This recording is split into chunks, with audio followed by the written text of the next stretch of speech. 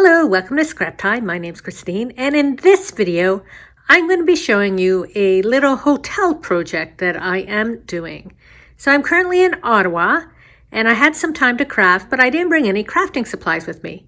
So I took a little trip out to the Glebe, it's an area in Ottawa, to a store called the Papery, and I was able to pick up some cute things. So I'll just show you. I've got some dotted Japanese paper with a couple stamps, a glue stick, paintbrush pen, and a Kuretake Wink of Stella brush. I found some little alphabet stencils, watercolor postcards, and then these cute little stickers, some ink, and then some Faber-Castell landscape Brush Pitt Pens. So I'm going to see what I can make using these items, and I'll come back and show you the final projects. So I'm back home, and I'm going to now show you what I made, and then I have a bunch of techniques that you can do using the Pitt pens.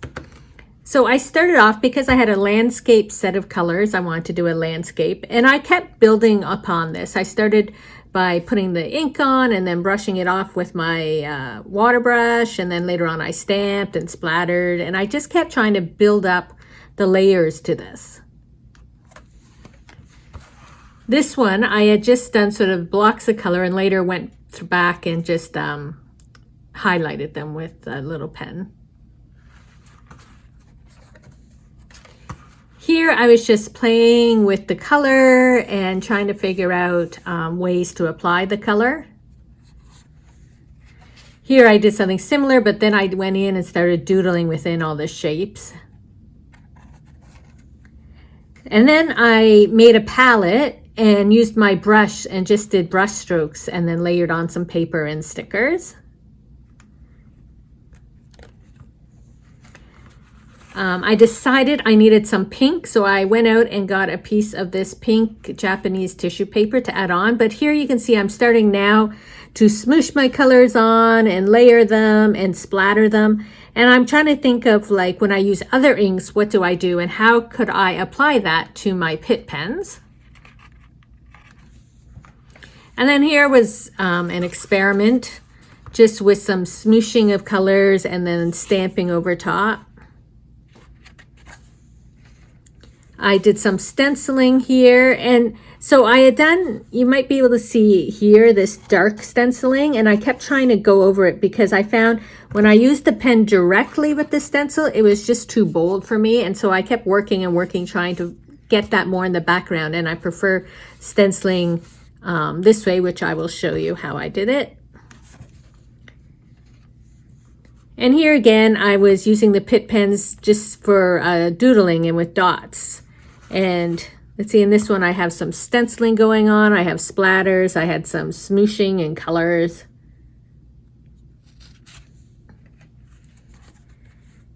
Here I was even using my hotel room key and just putting ink on the edge and using it as a stamp, which I can show you.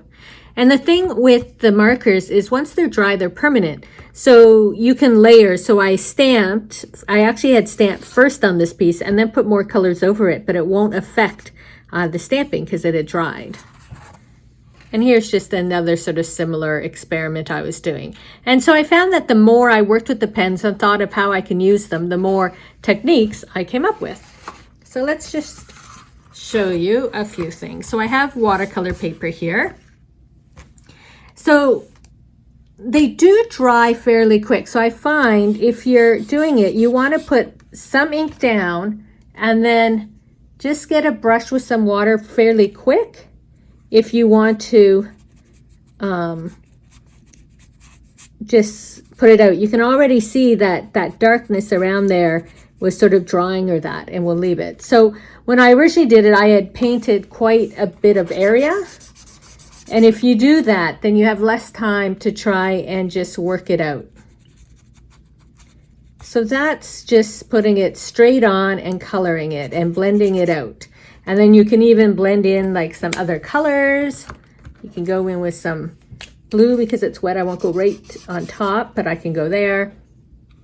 And you can use the pens sort of like paint. So it's a nice portable, if you're traveling, they're portable because they have so many uses. So that's just a basic way of putting your ink down, blending it out. But because I really like the layered look of things, I was like, how else can I do this? So then what I did was I put it on a palette. I had packaging I mainly used. And then I had my brush, put some water, and then you can like splatter. You need a bit more water for splatter. And so I'm like, oh, splattering. I do that a lot with ink. So that's another technique. So then with that stenciling that I was talking about, you can put your stencil down, and because your ink now is quite watery, you can put it through the stencil.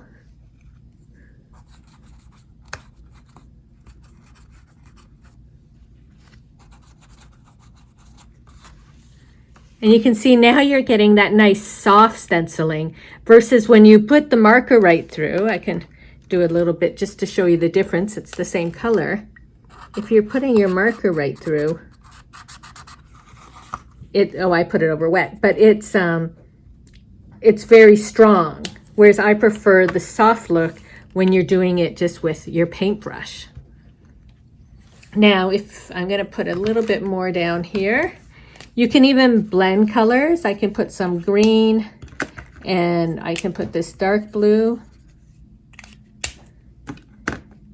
And then you just, because I didn't have a little mister bottle, I just sort of would dab it with my brush. And then I have this little star stamp so I could get some ink and then, let's see if I can get there's some better stamps.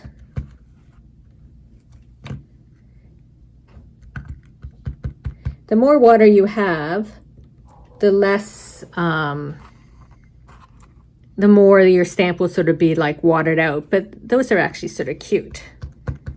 Let's see what else I can. Little stamp, so you can stamp with these pens. I'm gonna just stamp this off. That's what I like to do too, is you stamp and then you keep stamping and you get the different levels of ink. So then I was like, I like to use my room keys when I'm at home to spread paint. I do a lot more with acrylic paint, but what can I do with my room key there? So I'll use this sort of red color. So I put color onto my room key. And then again, because I didn't have a mister, I just took my paintbrush to sort of wet it.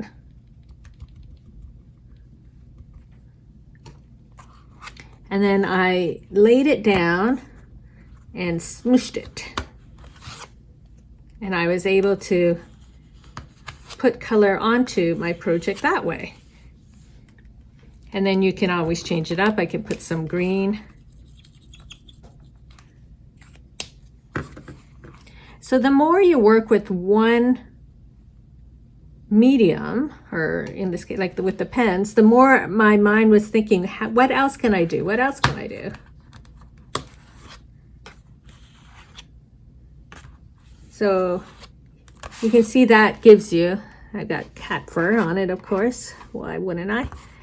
But that gives you another way you can apply ink to your projects.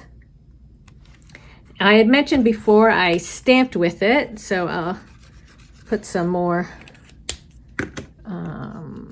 ink down. Let's see, this is a lighter color. Sometimes you want to use your darker colors, but you can see sort of, I can get little lines.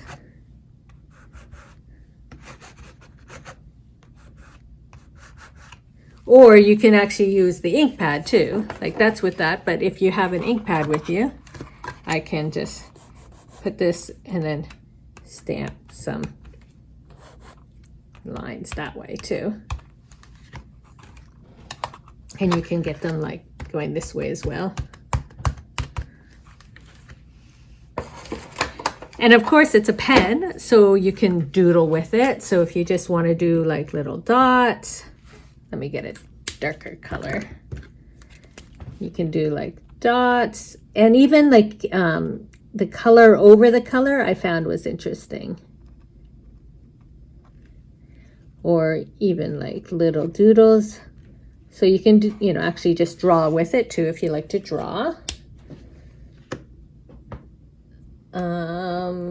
Any other? I think that's it. I showed you how to, we doodled, we scribbled on the pen and then brushed it out with water. We scribbled on a palette and painted. Oh, I guess I don't know if I actually just showed you how you just can paint with it. Just, the color's really light now, but you can, this is another way I got some of those blended colors. I can just paint with it like that, and you can get, I find though if you're painting and stuff like that, you want to use the darker colors, because the lighter colors like that one will really sort of blend out. But this is how I got some sort of soft color in the background too, was just with painting. And as I said, because while this dries, I can like paint over it and those stars aren't going to change. So you can stamp with it, you can put it on your hotel card and smoosh it on, you can splatter, do a bit more splattering. You can use it through a stencil, you can use your hotel card to stamp with it. So that is a bunch of ways that you can use the Faber-Castell Pitt Pens. As I said, they're permanent when they're dry, but they're still, you can do stuff with water while they're wet. And it just gives you, one tool can give you so many different looks. So if you have them, check them out at home and see what else. Maybe you can figure out some other ways you can use the Pitt Pens.